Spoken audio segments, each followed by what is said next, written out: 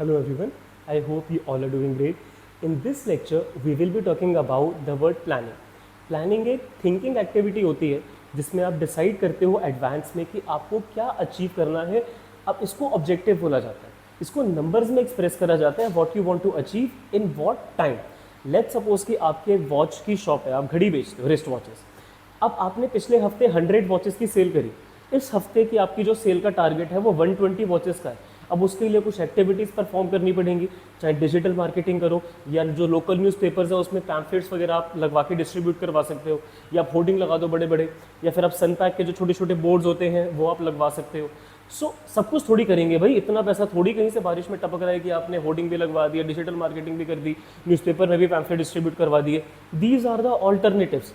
You have to evaluate each and every alternative that is available in front of you. Then you have to select the best possible alternative that is according to you will be going to give you the most efficient results in effective time. मतलब limited time में आपको कम से कम resources में जो best result मिलेगा, अब उसके accordingly अपनी planning करोगे. इसीलिए तो planning करी जाती है क्योंकि भाई पैसे लिमिटेड है, रिसोर्सेज लिमिटेड है, दुकान में जगह लिमिटेड है, घड़ी हम लिमिटेड रख सकते हैं, और उतनी ही हमें वॉचेस रखनी है जितनी हमारी डिमांड एंटिसिपेटेड है.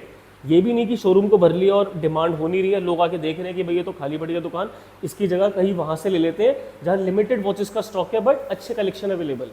सो प्लानिंग आपकी फ्यूचर की अनसर्टेनिटीज़ को कम करती है. प्लानिंग आपको प्रॉपर डायरेक्शन देती है. प्लानिंग फोकस करती है आपकी स्पेसिफाइड ऑब्जेक्टिव्स के ऊपर. यही सब बातें आपकी लिखी हुई हैं इसके मीनिंग और डेफिनेशन में. सो प्लानिंग एक ब्रिज है. जैसे कार को रास्ता क्रॉस करने के लिए ब्रिज चाहिए होता है, वैसे ही आपको अपने गोल को अचीव करने के लिए जो रास्ता चाहिए, उस रास्ते को हम बिजनेस स्टडीज़ में प्लानिंग बोलते हैं.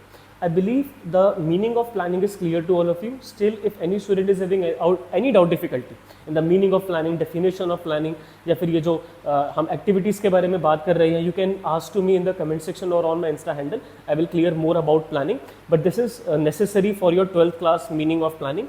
In next lecture, we will be talking about the main reasons for a manager to do planning. That is importance of planning. क्यों प्लानिंग ज़रूरी है. सो इस लेक्चर के लिए इतने छोटा सा लेक्चर था जिसमें मुझे समझाना था प्लानिंग का मीनिंग क्या होता है. अगले लेक्चर में प्लानिंग की इंपॉर्टेंस के बारे में बात करेंगे. वेरी वेरी इंपॉर्टेंट लेक्चर होने वाला है इंपॉर्टेंस ऑफ प्लानिंग वाला. Don't forget to miss it. Make sure कि आप उसके बाद भी जो इसकी फीचर्स हैं, लिमिटेशंस हैं, टाइप्स ऑफ प्लान्स हैं, उनको भी डेफिनेटली देखना. कहीं पर भी कोई दिक्कत परेशानी है, I am here to help you all. Thank you for listening to me so patiently. Have a nice day.